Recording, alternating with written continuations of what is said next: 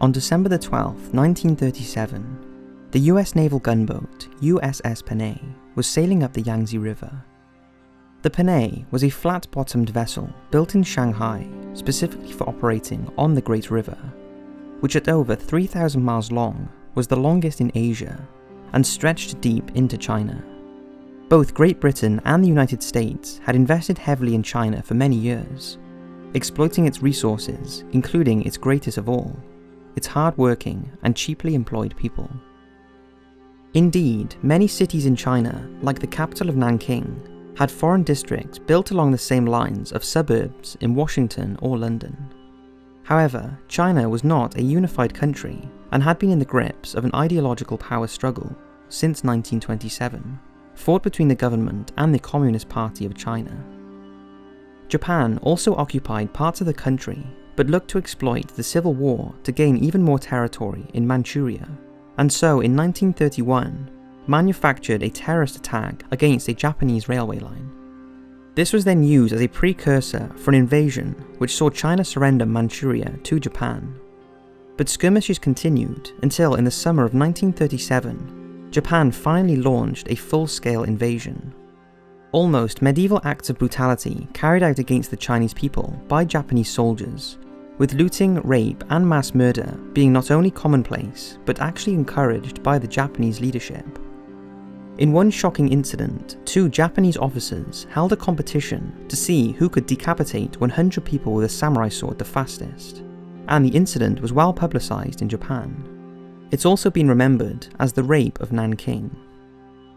With all this happening in China, both Britain and the US sent their navies up the Yangtze to protect their respective peoples and property, but to remain a neutral force in the fighting on land. By December 1937, the Japanese were encroaching on Nanking itself, where a large number of Americans lived and worked, and so the USS Panay was instructed to begin evacuating them on December the 11th. The skies were abuzz with Japanese warplanes, and so the Americans adorned the vessel with large US flags to distinguish them from Chinese vessels. Early the next morning, the British gunboat HMS Ladybird was shelled by Japanese forces on shore, but managed to escape serious damage. Later, the USS Panay found itself attracting unwanted attention from 12 Japanese planes, and then later a Japanese gunboat. Despite the large American flags, the Japanese planes attacked the American gunboat and 3 nearby tankers, with bombs and machine gun fire. Over 50 civilians and crew on board were wounded, and then rescued by HMS Ladybird and HMS B as the Panay sank, while 3 Americans, Charles L. Esminger, Carl H. Carlson, and Edgar C. Holsibus, were killed in the attack, along with an Italian reporter. They would be the first Americans to die in battle between the forces of the Imperial Japanese and the United States of America, almost exactly 4 years before the Japanese attack on Pearl Harbor.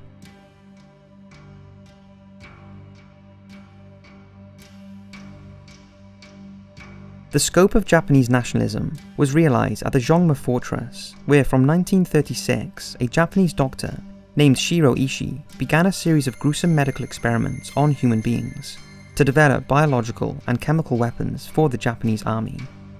He had been inspired by research carried out in Europe and had convinced the Japanese emperor to sanction Japan's own research, which he believed would allow Japan to kill large numbers of enemy forces quickly, something the Japanese needed desperately if they had plans to face the numerically superior Chinese or Soviet Union. When the fortress was attacked by resistant fighters a year later, he relocated his operation to Pingfan, where the now notorious Unit 731 was established. There, thousands of Chinese civilians and later Allied POWs were used in his nightmarish medical experiments to develop biological and chemical weapons, as well as carry out experimental surgeries. Unit 731 also trialed its biological weapons against Chinese populations. Men, women, children, animals, and even newborn infants were all used by Shiro Ishii's team to carry out their research. Throughout the 1930s, Japanese troops in Manchuria fought a series of one-off skirmishes with Chinese troops, culminating in full-scale war erupting again on July 7, 1937. After years of fighting one another, the two sides of the Chinese Civil War the Kuomintang and the Communists called a ceasefire and united against the Japanese, who took the Kuomintang's capital city of Nanking in December 1937. The brutality of Japanese forces against the Chinese, coupled with the attacks on the American vessel USS Panay and US delegates in Nanking, turned the United States firmly against Japan. But US President Franklin Roosevelt believed that the US was more likely to get embroiled in war in Europe than the Far East. Thus, while he authorized cash payments to the Chinese to fund their war efforts against the Japanese, and even allowed American pilots to fight for the Chinese Air Force as part of the famous Flying Tigers unit, he remained more focused on preparing to confront Hitler. This played into Japan's hands as they continued their expansion into China and Southeast Asia. But under continuing pressure from his military commanders, Roosevelt did authorize increasingly tougher restrictions on trade with Japan, in an effort to punish them for their actions in China beginning in 1938. The Japanese themselves also viewed war with America as unlikely, and were more concerned with another conflict breaking out with the Soviet Union north of their Manchurian conquests. But the American embargoes did hurt them and cause alarm in the Japanese leadership. Nevertheless, in September 1940, a week before Japan joined the Tripartite Pact with Germany and Italy, Japanese troops entered French Indochina, now Vietnam, escalating what the US and UK saw as a growing crisis in Asia. At first, the Japanese only used Indochina as a base for troops in the event of a war with the Soviet Union, but when Hitler invaded the Soviet Union in 1941, Japan occupied the rest of the country and would continue to do so until 1945. After Japanese troops entered French Indochina, the US placed their toughest sanctions yet on Japan by embargoing vital scrap metal exports and barring Japanese ships from using the Panama Canal. Tensions between both sides rose throughout 1941, leading to a series of negotiations to bring about a peaceful solution. But the Japanese military, especially the Navy, viewed war with the US as inevitable. The Japanese had by that time plans to invade British, Dutch and French possessions deeper into southern Asia, as part of its plans under its Greater East Asia co-prosperity sphere concept, such as Brunei and the Dutch East Indies. But this expansion would leave them vulnerable to attack from the US, based in the Philippines, should they decide to interfere. Therefore, they began to draw up plans for a decisive attack on the US Navy, in an effort to destroy it before it could mobilize. As early as 1940, the Japanese began theorizing plans for an attack on Hawaii and the Philippines. By April 1941, the Japanese began training for an attack on the US naval base at Pearl Harbor, in what they had dubbed Operation Z, which was the brainchild of Admiral Isoroku Yamamoto. The pilots trained to attack ships in Pearl Harbor using air-launched torpedoes, but the problem was that these weapons tended to dive deeper than the shallow waters of the harbour allowed. The Japanese came up with a cunning solution: wooden fins that forced the torpedo to rise up immediately after hitting the water. On November 26, 1941, the Japanese fleet set sail for Hawaii under strict radio silence. At the time, both the US and Washington were still negotiating, but Roosevelt's government had by then begun demanding Japan withdrew from China altogether, something totally unthinkable to the Japanese leadership. The fleet comprised of 6 aircraft carriers with 359 fighters and bombers, making it the most powerful naval aviation force in history at that time. On December 1st, Yamamoto was informed that war with the Dutch, US and UK had been authorized by the Japanese leadership. But should it appear that both sides were about to reach an amicable solution prior to December 7th, then he should authorize to pull the fleet back and cancel the attack. Endowed with intelligent photographs of Pearl Harbor taken by a Japanese spy aboard a sightseeing aircraft, Yamamoto made his final preparations on December 6th, and with no sign of a peaceful solution, the next morning the aircraft took off from their carriers. The air attack was preceded by a group of Japanese midget submarines that attempted to sneak into the harbour, but one of them was attacked and sunk by the destroyer, USS Ward, which fired the first American shots of the Pacific theatre of World War II. This should have alerted the Americans to an attack, but the information did not reach the US Admiralty in time.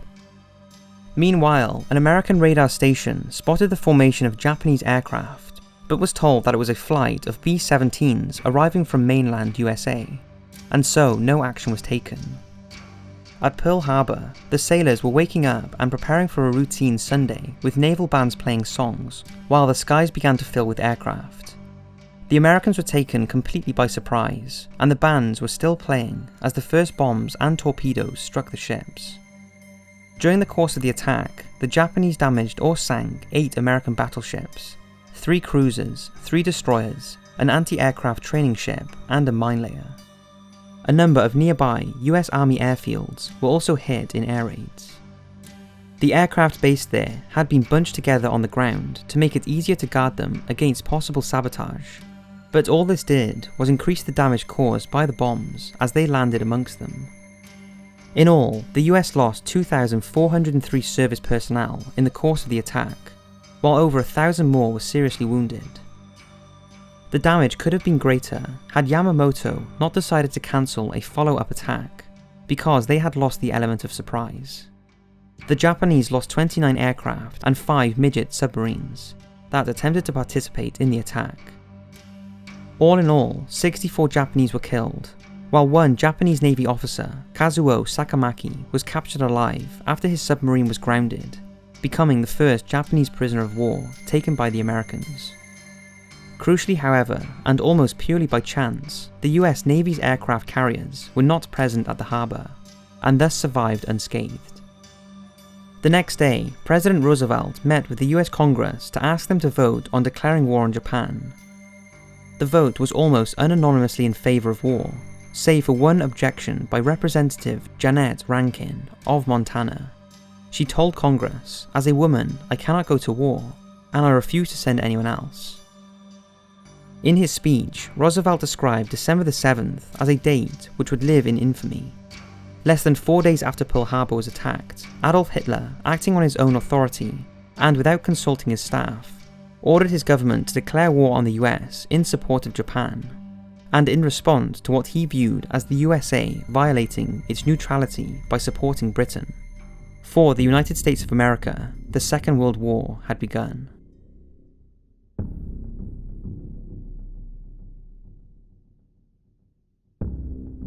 Admiral Yamamoto predicted that after the opening of hostilities with the USA, Japan would have 6 months with which to decisively defeat the US in the Pacific, to such an extent that Washington would have to sue for peace, which would effectively surrender the Pacific and Asia to Tokyo. Few in Japan truly believed that an invasion of the US mainland was a possibility, given how overstretched Japan was already with its war, which was primarily aimed at British and Dutch Empire territories, with the grand prize being Australia itself. The reason he gave 6 months was because that was how long he predicted it would take for the mighty US industrial complex to fully gear up for war, after which Japan could not hope to match American war production. The Japanese therefore wasted little time and began their own form of blitzkrieg in the east. Within 24 hours of the attack on Pearl Harbor, Japanese troops had attacked British forces in Malaya and Hong Kong, and American forces on the Philippines. On December the 10th, 2 British battlecruisers, HMS Prince of Wales and HMS Repulse, sailed to attack the Japanese, but were sunk by Japanese aircraft. This attack finally convinced the world's navies that aircraft were now displacing surface vessels as the most powerful weapons of naval warfare. The battle for the Philippines saw some of Japan's most experienced soldiers pitted against the numerically superior but mixed bag of defenders, who varied from US regular forces down to police officers and volunteers. The Japanese quickly overrun them despite a valiant defence, but pockets of stern American resistance would continue in the Batanan Peninsula until May the following year, by which time these men had become famously known as the Battling Bastards of Batanan. Ultimately defeated, the American and Filipino fighters then found themselves facing the horror of the Bataan Death March, which saw nearly 80,000 exhausted and wounded men march 70 miles into captivity. If any of them became too weak to walk, they were bayoneted by their captors and left to die. Hong Kong fell on Christmas Day 1941. Like in China, the population found themselves the subject of rape and murder at the hands of the Japanese, especially those of European origin. A few weeks later, the Japanese attacked the Solomon Islands, beginning one of the most bitter campaigns of the war. Holding the Solomon Islands allowed the Japanese to attack shipping carrying vital war supplies from the US to Australia and New Zealand. Australia was now seriously under threat from attack by the Japanese, which was realised on March 3rd, 1942, when Japanese planes attacked British and Australian planes at Broome in Western Australia. On February 8, 1942, Japanese troops launched their offensive against British Singapore. Despite a staunch defence, the garrison was forced to surrender a little over a week later. Like in Hong Kong, the population was subject to shocking brutality, including one incident that saw doctors, nurses, and patients of a hospital bayoneted. A month later saw the start of the Burma campaign, with the Japanese aim of securing the major seaport of Rangoon and close land supply routes to the Chinese. The Japanese were joined in their effort by Indian and Burmese nationalist armies, who wanted to remove the British from their countries. An army from Thailand also supported the Japanese, but it was here where their advance would finally start to bog down. The dense jungle and intense weather made fighting here bitter, painful and slow, and despite their best efforts, the Japanese failed to break the Allied defence. The Burma campaign would continue until the end of the war, as the Allies slowly pushed the Japanese back. On April the 18th, the US carried out a daring raid against the Japanese home islands, when a force of US Army Air Force B-25 Mitchell bombers were launched from the aircraft carrier USS Hornet.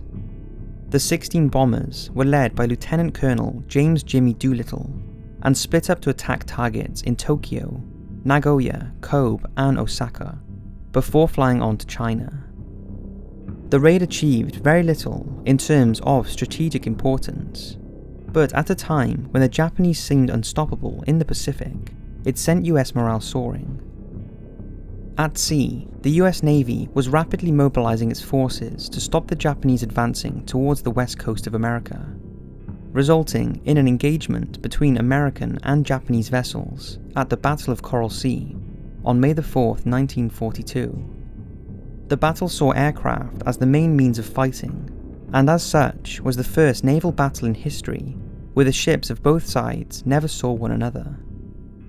The Americans took significant casualties, including the loss of a vital aircraft carrier, the USS Lexington, but succeeded in momentarily halting the Japanese advance, and perhaps most significantly, damaging 2 Japanese carriers that were forced to return home for repairs.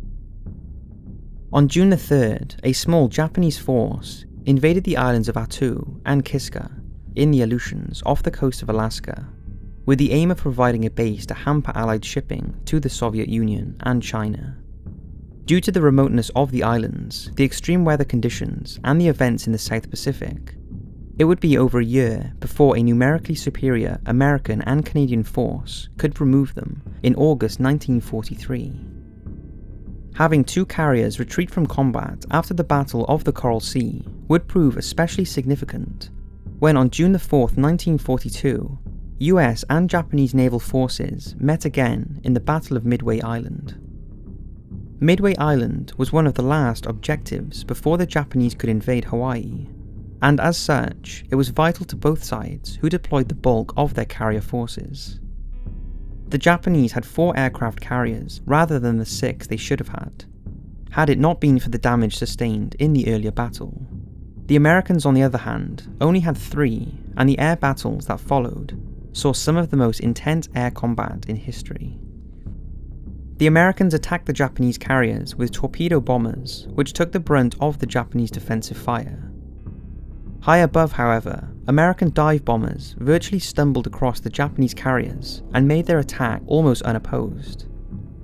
The wooden decks of the carriers were covered with ammunition and aviation fuel, so when the bombs detonated, their effect was greatly increased. The Japanese would lose all 4 carriers in the battle, something they would never recover from, while the Americans lost just one, the USS Yorktown. The Japanese had finally been halted, and now began the slow island-hopping campaign to push them back to Japan, starting in August with an American offensive against the island of Guadalcanal. Yamamoto had been proved correct.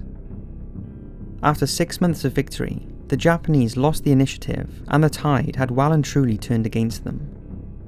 He would not see to live Japan's ultimate defeat, for he was killed when his personal transport aircraft was shot down by American fighters on April 18, 1943.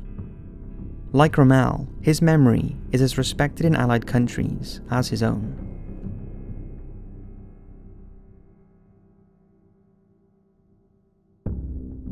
America's entry into the war against Nazi Germany began in earnest with the first American troops arriving in Britain by the end of January. Meanwhile, Germany's U-boats were now permitted to extend their operations right up to the American coastline in order to strike at convoys as they left port. However, now the U-boat commanders had to contend with the American warships hunting them, as well as British and Canadian warships. Despite this, the U-boats continued to inflict painful losses on the Allies. 1942 opened with two significant events in the course of human history. The first occurred on January the 1st, when 26 nations, excluding any of the Axis power, signed the United Nations Charter. The UN was to replace the failed League of Nations and had a greater degree of authority to intervene on the world stage in the future. The second occurred 3 weeks later, but had a much darker tone. On January the 20th, key Nazi figures met at the Wannsee Conference, chaired by Reinhard Heydrich, to discuss implementing the final solution against Jews and other undesirables in Nazi-controlled lands. This helped establish the policy for eradicating large numbers of people quickly using gas. Heydrich would be killed before the Third Reich's brutal ambitions came to full fruition, as he was assassinated in a British orchestrated attack by Czech freedom fighters 5 months later, mere days before the gassing at Auschwitz began. On the Eastern Front, the Germans and their Axis allies prepared for a fresh summer offensive against the Soviet Union, which was still recovering from the setbacks it had encountered in the opening battles. At Leningrad, the German army was laying siege to the city, whose population stubbornly refused to surrender. In May, the Germans launched an ultimately successful offensive into Crimea in the Ukraine, and then in June they lay siege to Sevastopol, which held out until July the 3rd. The Germans then pressed onto a city on the edge of the river Volga, whose name would become synonymous with the brutal nature of the Eastern Front, Stalingrad. With the city bearing the name of their leader, the Soviets would fight tooth and nail to keep the city from falling into German hands, not only for strategic reasons, but for symbolic purposes as well. Between late August 1942 and early February 1943, both sides fought house to house for control of the now ruined city. In November 1942, the Soviets attacked the Romanian and Hungarian units supporting the German 6th Army fighting inside the city, trapping them there and cutting them off from supplies. Attempts to get supplies to the Germans by air failed, and by February the Germans had lost the battle amidst another harsh Russian winter. Nearly 2 million soldiers and civilians would be lost in the battle for the city. In Western Europe, British and Canadian forces planned to raid the French port of Dieppe, with the primary aim being to prove that an Allied assault on occupied France was possible. It was also meant to reassure Stalin that the Western Allies remained committed to opening up another front to relieve his own forces. Launched on August the 19th, the raid was a near disaster, with almost 60% of the force being killed, captured or wounded. While it failed to achieve its immediate objectives, it did teach the Allies valuable lessons about such large amphibious assaults that would be applied in the future.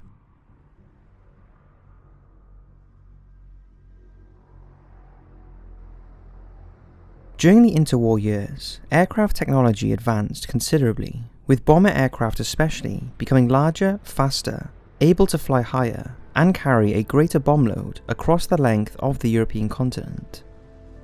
As war broke out, even more powerful four-engine bombers, such as the American B-17 Flying Fortress and British Avro Lancaster, were on the drawing board.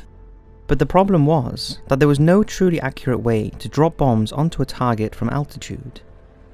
Dive bombing could put a bomb onto a target the size of a tank, but this could only be achieved by smaller aircraft, such as the Junkers Ju-87 Stuka, which is why dive bombing was primarily used to support the army or attack ships. By the late 1930s, a frightening new doctrine in air warfare was considered by Air Force leaders across the world that called for the use of armadas of bombers to drop huge numbers of bombs over a large area of strategic significance. These targets would often center around industrial complexes such as factories or refineries, but would also include the homes of the workers who lived nearby and the infrastructure to support those people, their shops, churches, or anything to do with everyday life. Finally, the death toll such acts would create was seen as being enough to drive the survivors mad with fear, leading to a breakdown of social order, and with the country no longer able to function, it would be forced to surrender. This doctrine was known by many terms: carpet bombing, aerial denial, strategic bombing, but the truth was, it was little more than a government-sanctioned act of military terrorism. Hitler and the Nazi leadership especially believed in such tactics, reflecting their views of the inferior peoples outside of Germany. The Nazis gave the world a taste of the power of such operations during the Spanish Civil War, and then again during the invasion of Poland. In both instances, the Germans were ultimately victorious, but this had more to do with the events on the ground with the German army. It would not be until the Battle of Britain that the concept was truly put into practice, with German bombers attacking British cities such as London, Coventry, Liverpool, Cardiff, and even Belfast in Northern Ireland. Known as the Blitz, from September 1940 until May 1941, German bombers launched a massive offensive against British cities, in the hope that it would crush Britain's resolve to continue the war. In the early days of the Blitz, the British leadership feared that the Germans were achieving their aims as large numbers of people began fleeing the cities, which acted as makeshift shelters, something the government tried to avoid. However, as other cities were attacked, the population who left began returning, except for the children, who were evacuated for the duration of the war. The feared collapse of social order failed to materialize, and with Germany preparing the invasion of the Soviet Union in 1941, the Luftwaffe withdrew much of its bomber force to support the Eastern and African campaigns. However, over 45,000 people perished in the Blitz, and rather than achieve victory for the Germans, it instead hardened British resolve, which now called for revenge for those lost.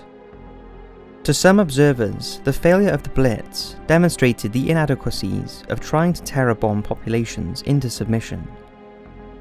Some engineers in Britain, like the gifted Barnes Wallis, believed he had a solution to the problem of accuracy, with a proposal to create very heavy bombs carried by super heavy bombers. The very heavy bombs didn't stray from their arm point like the lighter bombs often did, making it easier to predict where they would land and thus increase accuracy. Later in the war, Wallis's proposals would be proven correct, with British bombers being able to strike targets such as narrow viaducts and ships from altitude. Wallis and his supporters wanted to build a fleet of these super heavy bombers to target Germany's factories and shipyards, thus denying the Germans the ability to build the very tools for war. But he was met with open hostility from some of the RAF leadership, many of whom incredibly still saw the value of area bombing. One man in particular believed in its ability, namely Air Marshal Sir Arthur Harris, who took over the RAF Bomber Command in 1941. Supported by Churchill, Harris called for the RAF to start area bombing key German cities in an effort to bring Germany to its knees, with operations beginning in 1942, now supported by the US Army Air Forces. The Soviet Union also attacked German cities, including Berlin, but this was not in conjunction with the Western Allies. and was often in retaliation or for propaganda purposes. Harris used the Blitz as justification for his campaign. As he put it, the Nazis entered the war under the rather childish delusion that they were going to bomb everyone else, and nobody was going to bomb them. They showed the wind, and now they are going to reap the whirlwind. Harris learned the wrong lessons from the Blitz. Firstly, he believed that a population living under a totalitarian regime such as Nazi Germany would break under a sustained bombing campaign, since the urge to be free would go stronger as resentment towards the Nazis grew. Secondly, he believed that the German Luftwaffe lacked the bomber force necessary for such a campaign to be successful, since it was primarily organised in support of the German army, rather than strategic operations as the RAF increasingly was. Harris and his supporters were initially disappointed with the early results, citing continuing issues with navigation, which was especially a problem for the RAF, who flew their operations at night to protect them from Germany's day fighter forces. This would be addressed over time with the use of navigational beacons, and later radar sets on board the aircraft. The US aircrew who flew bombers with better protection than their RAF counterparts flew in daylight, which greatly improved navigational accuracy. But the bombers were harassed by enemy fighters almost the whole way to the target and back again, leading to heavy losses. So heavy were the losses in the early days that at one point the US considered abandoning daylight operations and joining the RAF at night, with a handful of US bombers flying night missions with the RAF for trial purposes. Harris believed the solution was to simply increase the number of aircraft in the air to increase the devastation below and cooperative protection for the aircraft. This led to Operation Millennium, a bold plan that called for over 1,000 RAF bombers, nearly every available aircraft in Bomber Command, including training aircraft, to take to the skies against a single city, namely Cologne. On May the 30th, the city was subjected to the most concentrated single air attack in history up to that point. Over the next 2.5 years, Allied bombers smashed German cities in the belief it would defeat Germany, but as had been proven in the Blitz against London, it only hardened the German people's resolve and tied up much of the Allied resources. It was not entirely a failure, however, since it did indeed destroy much of Germany's industrial complex, forcing them to relocate factories into mountains or hidden in the countryside. But it did fail to achieve the victory Harris promised. For much of the war, the Allied bomber crews were seen as heroes, since for a time they were the only force taking the war directly to Nazi Germany. As the end of the war came in sight, however, and pictures of what Allied bombing had done to Germany were seen around the world, the populations of Britain and the US began to turn against Harris and the bomber crews. However, Harris would remain unapologetic for the rest of his life.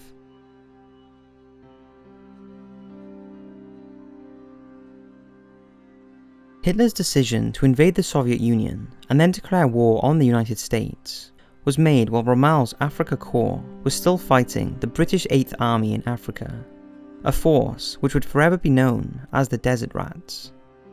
British and Commonwealth forces had begun receiving large numbers of more advanced American-made tanks, such as the M3 Grant and M4 Sherman, which greatly helped redress the balance with Germany's tank forces. With the US now fully engaged against Nazi Germany, Rommel knew that time was no longer a luxury he could afford. He had to achieve victory against the British forces and secure North Africa quickly, before the Americans could land their troops in force. All the while, he faced a never-ending problem with supplies, as Hitler focused his attention on the Soviet Union. Rommel began 1942 with a fresh offensive and slowly began to push the British back across Egypt. His genius as a leader was emphasized by his ability to achieve a lot with very little, but a shortage of fuel was forever a headache for him, and repeatedly slowed his advance eastward. On August 13th, the Desert Rats received a new commander. His name was Field Marshal Bernard Montgomery, and like Rommel, he had a personality to match his tactical skill. Known affectionately as Monty to his men and the public, he wore a unique 2-badge beret, drove around in a specially modified M3 tank, and kept a picture of Rommel in his office to remind him of his enemy whenever he made his plans, a tradition maintained by American and British tank units to this very day. By August 31st, 1942, the British forces were boxed in around El Alamein, where Rommel made what he believed to be his final push to the Nile. However, well-prepared British defences saw the attack fail, and so Rommel attempted to outflank them to the south, which only saw his forces run out of fuel and fall back. Finally, on October the 23rd, Monty launched his great counter-offensive from El Alamein. It began with an incredible 900 artillery gun barrage that saturated the Germans for days before Monty's tanks pushed forward. After a series of bitter battles, and with the help of a reinvigorated RAF supported by new American aircraft dominating the skies above the desert, Rommel began his long retreat back, with Monty in pursuit. As Monty chased Rommel back into Libya, worse news for the German general was to come on November the 8th, 1942, when a huge force of American and British troops, supported by pro-Allied Vichy French troops, landed in Morocco and Algeria, to the west of Libya. Dubbed Operation Torch, the landings were the first major American-British joint operation, and was under the command of US General Dwight D. Eisenhower. Thus, the further west Rommel retreated from Monty's enemy, the closer he got to Eisenhower's army that was advancing towards him. Over the coming year, Rommel would continue to fight an increasingly hopeless battle, having to contend with immense Allied forces on two fronts, all the while suffering chronic supply shortages, and having to contend with Hitler, who was increasingly uninterested with Africa. Even when Hitler released supplies for Rommel, they were increasingly being intercepted by American and British naval forces that were swarming the Mediterranean.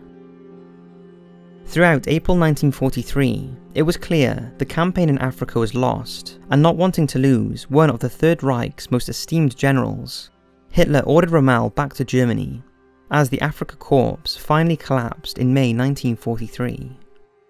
Defeat in North Africa left the south of Nazi-occupied Europe and their ally Italy exposed to Allied bombers and ships, as well as increasingly denying them the use of the Mediterranean. Rommel himself would later commit suicide after being implicated in a plot to kill Hitler. There was now debate among the Allies as what to do next. The Soviet Union had been demanding the Western Allies open up a second front in Europe since America entered the war. The Americans agreed and wanted to strike France as soon as possible, but Churchill, on the other hand, believed that Italy would be the best setting for opening up a new front in Europe.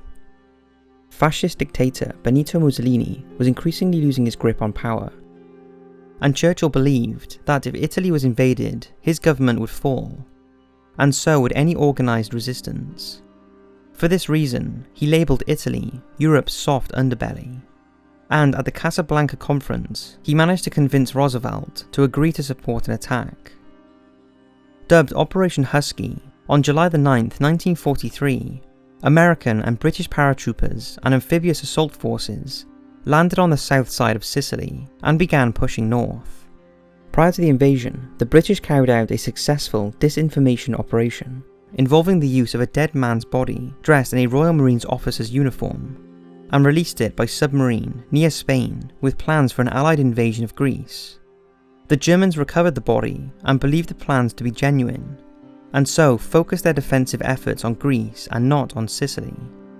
In less than a month, the entire island was under Allied control, which allowed it to act as a springboard for the Allied invasion of mainland Italy, which began on September 3rd. Allied forces first landed at Taranto on the heel of Italy, followed by landings at Calabria and Salerno a week later. As Churchill predicted, Italy was quickly destabilising to the point where Mussolini was removed from power on July 24, 1943. The new Italian government began secretly negotiating an armistice with the Allies before Allied troops even landed in Italy. It was announced publicly on September 8th, and additional Allied landings were made unopposed. But the Germans had caught on to what was happening and moved in to take over key defensive positions and disarm a now potentially hostile Italian army. This led to opening fighting between the former Allies, and on September the 9th, the Italian battleship Roma was sunk by German aircraft, in what was the first attack in history carried out using air-launched anti-ship missiles. On the Greek islands of Cephalonia, Italian forces battled German troops for over a week and a half, before being defeated, and thousands of Italian prisoners were then massacred by the Germans. On September the 12th, 1943, Mussolini was rescued from prison in a daring raid by German special forces and flown to northern Italy, which was under German control.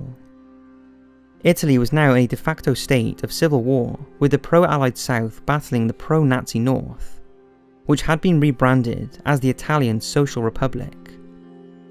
Any hopes of sweeping through Italy by Christmas 1943 were soon dashed. However, as the Germans and their remaining Italian allies organised a tough defence along the Winter Line, a series of 3 defensive lines cantered around protecting the strategically important monastery of Monte Cassino. The Allies would continue advancing north through to the end of 1943, but it was a slow and painful process. As the Western Allies slogged through Italy, the Soviets continued their fight to repel the Germans, who were still advancing through the Soviet Union. On July 5, 1943, the Germans launched Operation Citadel, sparking the Battle of Kursk. This battle saw such an immense use of tank forces by both sides that it remained the largest single tank battle in history. Having realised the battle would take place at the Kursk salient, the Soviets had ample time to prepare their defences, and for the first time in the war, a German strategic advance failed. The re-energised and reorganised Soviet forces had by now learned from their early mistakes, and were taking the initiative against the German invaders. Having lost their momentum on the Eastern Front, and with Allied troops pushing through Italy, the noose was tightened around Nazi Germany.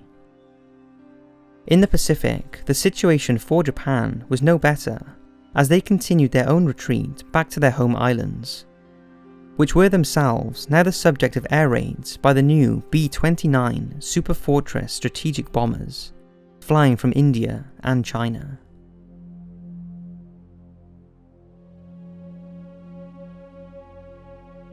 In January 1944, Soviet forces finally lifted the siege of Leningrad. The city had held out for 2 years and nearly 5 months, and had even continued undertaking limited tank production, but at the cost of an estimated 500,000 dead. The immense Soviet army now began steamrolling their way west, pushing the Germans and their Axis allies further back. On March the 26th, Soviet troops pursued the Germans into Romania, and over a month later retook the Crimea. In Italy, the battle for the German-held territory around the monastery of Monte Cassino began. Between January and May, the Allies launched 4 major offensives against the Germans there, which was key to their defensive lines protecting pro-Axis northern Italy. But dogged German resistance repelled them, until finally, on May the 18th, 1944, the Allies broke through along a 20-mile line. The victory cost the Allies 55,000 men, and was met with a great deal of criticism when the ancient monastery itself was bombed by Allied warplanes. At the same time the Allies were fighting at Monte Cassino, another Allied force landed at Anzio in an attempt to outflank the main German defensive lines. It was under the command of US Army Major General John Lucas, and despite landing and establishing a beachhead, the Allies found themselves contained there until May, by which time Lucas had been relieved of his command. With the victory of Cassino and the breakout from Anzio, the Allies pushed towards Rome, with the first US Army units arriving at the city on June the 4th. In the Far East, the Japanese launched a major offensive to push British Empire forces out of Burma and into India. Despite some early gains and the charismatically brutal nature of jungle warfare, the Japanese were halted and then pushed back. It would prove one of the last major offensives that the Japanese could muster. In the Pacific, the island-hopping campaigns continued, with many Japanese garrisons now being starved of supplies, thanks to an increasingly effective US Navy submarine blockade of the Japanese home islands. Nevertheless, the fanatical Japanese made the Allies pay for every inch of ground. Stalin had been calling for the opening of a Western front in Europe since the Americans joined the war in order to ease pressure on his forces. The paranoid dictator even confided in some of his aides that he believed the West were deliberately delaying opening a front in order to wear down the Soviet forces. By 1944, the Western Allies were finally preparing to storm Fortress Europe, which would force the now outnumbered Germans and their Axis supporters to commit resources to 3 battlefronts. Just like Hitler when he planned to invade Britain, the Allies knew that any crossing of the English Channel had to be made in the summer months because the weather afterwards would prove too hazardous. Britain therefore became the history's biggest staging post in the first half of 1944. It seemed as though every available piece of land was being turned into an airfield for aircraft or parking lots for tanks and trucks. Knowing that German aircraft were still carrying out reconnaissance over the UK, the Allies devised ingenious ways of confusing the Germans' intelligence pictures, such as inflatable tanks and wooden aeroplanes that looked real enough on reconnaissance photos taken at high altitude. Finally, by June 1944, the Allies were ready to launch an invasion. Dubbed Operation Overlord, it was under the command of the Supreme Allied Commander, General Dwight D. Eisenhower, and it was decided to land troops at Normandy rather than the more obvious choice of Calais, which was a shorter journey between the UK and France. The RAF and US AAF had spent months softening up defences along the Germans' so-called Atlantic Wall, while French resistance gathered intelligence on German forces in the area, as well as conducting sabotage of transport links. On June the 6th, D-Day began with an immense airborne invasion of Normandy by Allied paratroopers. They were parachuted in behind the lines in an effort to outflank the main German defenders along the coast. In the early hours of the morning, the main amphibious force landed at 5 beaches, each given their own codename. American beaches were Utah and Omaha, British beaches were Gold and Sword, and the Canadian beach was Juno. Despite intense fighting and heavy casualties, the Allies had secured the beachhead and opened the Western Front.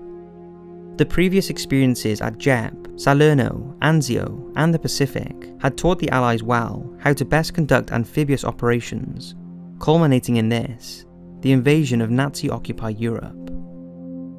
On 3 whole fronts, the Allies were now pushing the Germans back to the fatherland. Despite the numerical advantage the Allies enjoyed, the Germans were still able to demonstrate their extraordinary technological prowess. A week after D-Day, the first V-1 flying bombs began to rain down on London. While they lacked the accuracy to greatly affect the outcome of the war, they did terrorise the southeast of England, and distracted the Allies by having them focus on bombing their launch sites. This would be reinforced later with the introduction of the V-2, which became the blueprint for today's intercontinental ballistic missiles.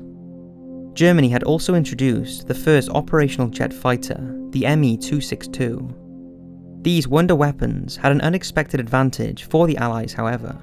Hitler had such great faith in Germany's missiles, rocket fighters, and super tanks that he diverted much needed resources into their development rather than allocating those resources to more conventional but proven weapons. The immaturity of the technology meant that they weren't able to deliver the results Hitler fantasized about, and so their continued development only hampered Germany's war effort by tying up increasingly limited resources. Knowing this, a secret plot to kill Hitler with a bomb was devised by some of his generals, but the plot failed and the conspirators were executed. In July, the Russians reached Poland, while in August, the Western Allies had liberated Paris. The Germans were now in full retreat, as the Allies carefully but steadily advanced east, but Field Marshal Montgomery devised a daring plan to speed up the defeat of Germany, involving the use of paratroopers to capture a series of bridges across the Rhine and Maas rivers in the Netherlands and Germany. Ground forces would then race towards the bridges to secure them, and allow Allied troops to flood into Germany itself. It was a risky plan, leading one British general to famously say, "I think we may be going a bridge too far." However, Monty had managed to convince Eisenhower, and the operation began on September the 17th. Code-named Market Garden, the operation was wrought with problems. Resistance was far higher than expected, and not all the bridges were captured. German forces encircled the paratroopers, and over a week later, the remaining Allied elements either had to fight their way back to Allied lines or surrender. After Market Garden, the Allies returned to their slow but steady progress through Western Europe. But the Germans were not finished yet. As the year drew to a close, the Germans launched a last-ditch effort to break the Allied lines in Europe, with a stunning offensive through the Ardennes forest in December. Now remembered as the Battle of the Bulge, it aimed to cut the Allied armies in two, and relied heavily on capturing Allied fuel stocks to power the 1,200 German tanks involved in the attack. The offensive caught the Allies completely off guard, who found themselves without the help of air support due to the poor weather. However, fierce pockets of Allied resistance slowed the German offensive, which lost cohesion and, more crucially, failed to capture the fuel stocks. In January 1945, the weather improved, allowing the Allies to launch powerful airstrikes, which caused the Germans to begin retreating back to their main defensive lines. Although victorious, for the US Army, it was the bloodiest battle of the war in Europe. In the Pacific, at the Battle of Leyte Gulf on October the 25th, Allied forces had discovered a new terror unleashed upon them, the kamikaze. These were planes flown deliberately into ships, making them essentially manned missiles, and some Japanese admirals believed they were now the only way to turn the tide against the Allied navies.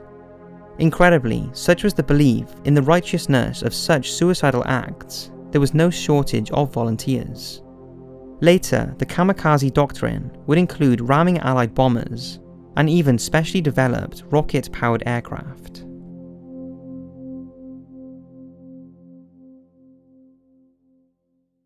After the Battle of the Bulge, it was clear to most people that Nazi Germany was all but finished, and all that remained was to mop up the last remnants of resistance. In March 1945, Allied troops began crossing the Rhine, and not long after, a V-1 flying bomb became the last bomb to fall on British soil in the war.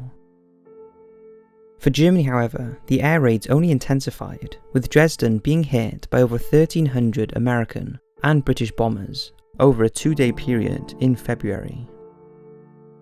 In April, the last German resistance in the Ruhr is suppressed, leading to a staggering 370,000 German soldiers being taken prisoner. On the Eastern Front, Russian troops swept through Poland and into East Germany and Austria, taking Vienna on April the 13th. During their advance, thousands of Germans in Poland became trapped and tried to flee by sea aboard the Wilhelm Gustloff ocean liner. The ship was torpedoed by a Soviet submarine, killing nearly 10,000 German soldiers and civilians, making it the single worst maritime disaster in history. As Italy was increasingly under Allied control, fascist dictator Benito Mussolini and his mistress were killed by communist fighters in northern Italy on April the 28th, by which time Hitler and his own mistress, Eva Braun, had retreated to his own bunker in Berlin, where he planned to stay until the end. Whilst there, he generally retreated into his own mind, to a world where the wonder weapons he believed in so much had saved his Reich. The Soviets had reached the outskirts of Berlin on April 16, 1945, thus beginning the final chapter of Nazi Germany's history. For over 2 weeks, the Soviet army bombarded and fought their way through the rubble of what was left in Berlin, in scenes not too dissimilar to the ones at Stalingrad almost 3 years earlier. Every available citizen was pressed into the city's defence, with boys as young as 12 being given uniforms from dead German soldiers so they could carry on the fight. One unusual unit defending the city, composed of a group of Waffen SS men with lion insignia. They were British POWs who had volunteered to switch sides after their genetic purity had been confirmed. The Soviet army's battle for the city became hampered by a decreasing level of discipline amongst its ranks, who took to drinking, looting, murder, and mass rape. In Hitler's bunker, fear and insanity reigned over the last of the German leadership. Finally, Hitler himself could take no more, and on April 30th, 1945, he and his mistress, Eva Braun, took their own lives. He had left instructions for his guards to cremate his body since he had seen the way Mussolini's body had been treated, and he did not want the same. With the Führer dead, Berlin surrendered on May 2nd, but the mass rape and looting of the population continued, with girls as young as 8 being gang raped. It was not uncommon for Soviet officers to go around the city in cars hunting unfortunate women who were forced out of their destroyed homes to look for food. Now, with their capital city gone, their leader dead, and the complete collapse of the country, the remaining German military units flocked to the Allies to surrender. On May 8th, the last of the German army surrendered, and VE Day, Victory in Europe, was declared. In the Pacific, however, the fight continued and grew more bloodthirsty as the Japanese became more desperate. In February, the Battle of Iwo Jima began with an intense 3-day naval barrage of Japanese positions. In the ensuing battle, the Americans would lose nearly 7,000 men, while the Japanese would lose 90% of over 20,000 men stationed on the islands. On April 1st, 1945, the Americans began an effort to clear the Ryukyu Islands, which cantered around the main island of Okinawa. It was to be the last of the island-hopping campaigns before the Allies hit Japan themselves. In 3 months of fighting, the Americans would lose another 20,000 dead as the Japanese fought to the bitter end, with even their commander committing suicide rather than surrender. Many military planners looked at these figures and began to realise that an invasion of the Japanese home island was going to be extraordinarily costly in terms of lives, and the fighting would probably go on for at least 2 more years. Something had to be done to end the war quickly.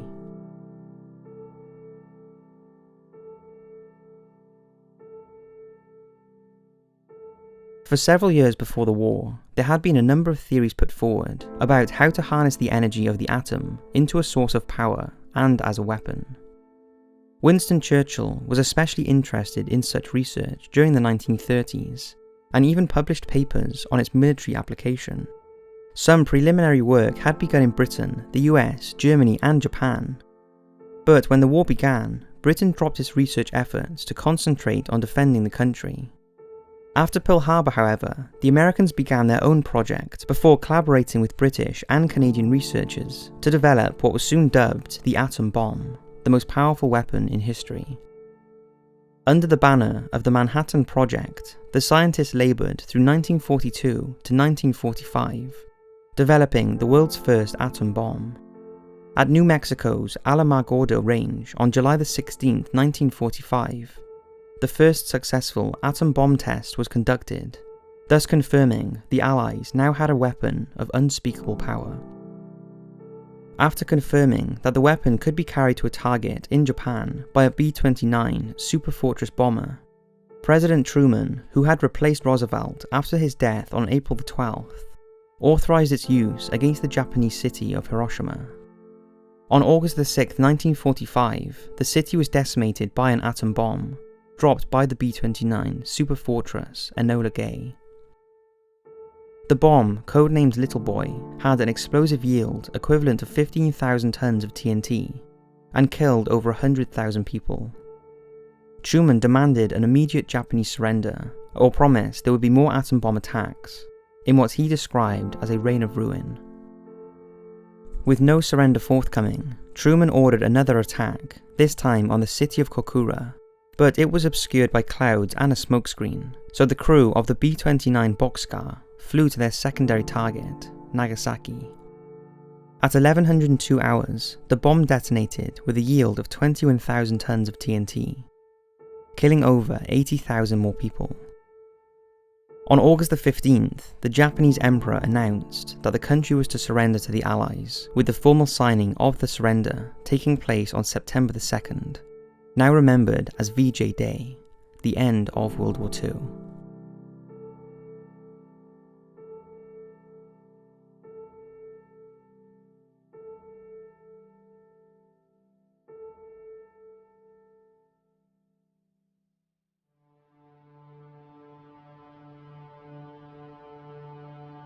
We will never know exactly how many died in the Second World War.